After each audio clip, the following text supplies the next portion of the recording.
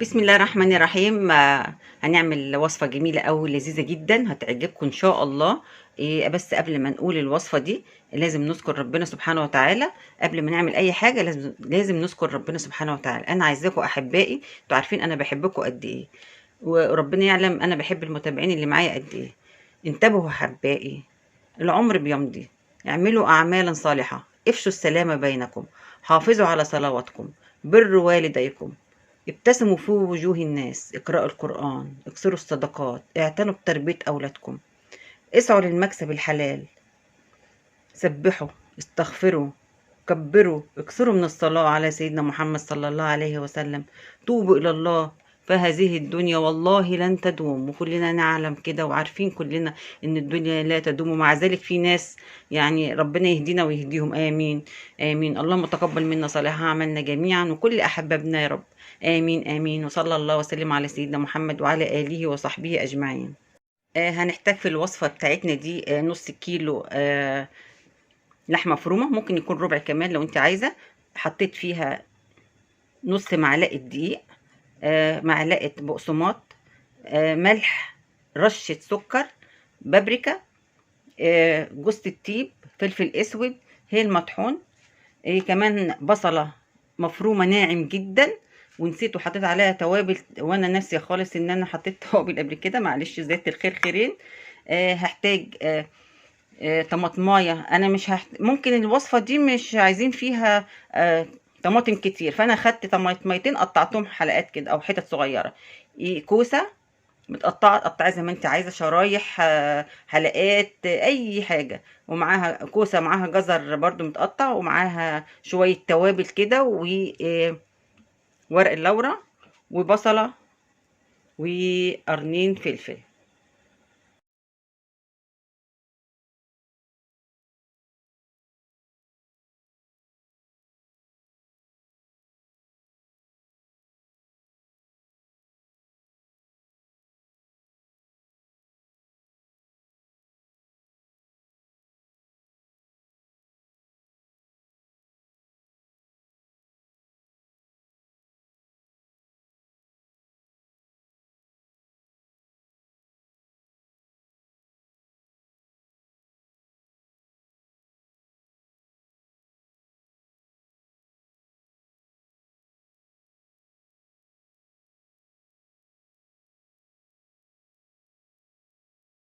بصوا دلوقتي انا كورت اللحمه بطريقه منتظمه وصغيره.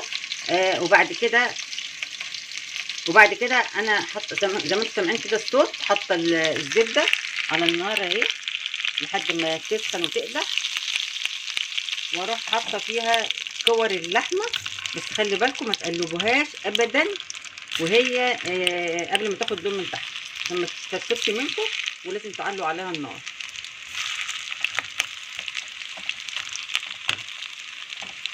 هحطها بقى، وبعد كده هتابع معاك او انتوا تابعوا معايا لحد لما تخلص، لحد ما اقلبها يعني. دي تاني طاسه. انا طبعا ما عملتهمش كلهم مره واحده علشان خاطر لما تيجي تقلبيها ما تتفتتش منك. دي تاني شويه. هحط بقى دول، هحطهم تاني، هرجعهم بقى تاني اللي انا عملتهم. دي بقى هرجعهم تاني. فاكرين انا عامله فيديو فيه كريمه لباني؟ انا عامله فيديو حلو جدا للكريمه اللباني، عاملاه بطريقتين في فيديوهين مختلفين على فترات. يعني لو انتوا دخلتوا القناه ودورتوا هتلاقوا طريقه الكريمه اللباني اهي. هستخدمها في الوصفه دي. هحط بقى شويه دول كده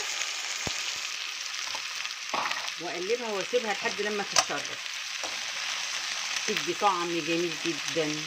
خلي بالك وانت بتقلبي ما تقلبيش جامد علشان ما تتفتش منك الكرات دي اللي هي اللحمه. ولما تيجي تسويها ما تحطهمش كلهم مع بعض، حبه حبه لو الطاسه عندك صغيره. وحطيت الزبده على النار، وحطيت عليها البصله تتشوح مع قرنين الفلفل، وهنزل عليهم بالكوسه والتوابل اللي عليها والجزر، وهقلبهم واسيبهم يتدبلوا شويه. وبعد كده بقى نشوف هنعمل ايه تاني. متنسوش اللايك والاشتراك، اوعى تنسوا. حطيتها بقى بتتشوح اهي. وبتنزل ميتها، الكوسه بتنزل ميتها. لو نزلت ميتها وهي ما كانش لسه خدت السوى المطلوب اللي احنا عايزين اللي احنا عايزينه عشان ندخلها الفرن. طبعا ممكن نزودها شويه شوربه، لو انت ما عندكيش شوربه حطي مرقه اللي هي الجاهزه. لو انت عايزه تزودي الطماطم زودي، بس انا الوصفه دي اساسا الاصل بتاعها الطماطم بتاعها قليل عشان الكريمه اللباني اللي احنا حطيناها طعمها ما يروحش، يبقى طعمها فيها كده تبقى رائعه. يعني انا عايزه ادوقكم تاخدوا تدوقوا حته الكفته كده وتشوفوها عامله ازاي. طعمها جميل جدا جدا جدا.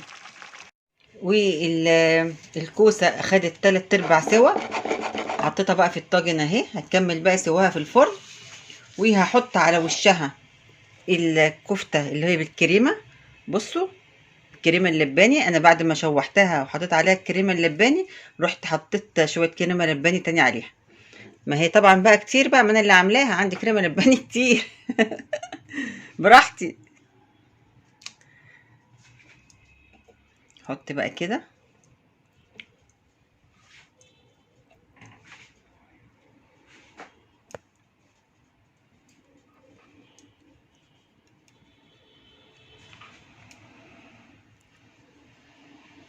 حطيت رصيت الكفته. طبعا طبعا دي كريمه لباني طعمها، يعني انتوا يعني ما تتخيلوش يعني انتوا شايفين كده حاجه بيضه، لكن هي طعمها رائع رائع رائع.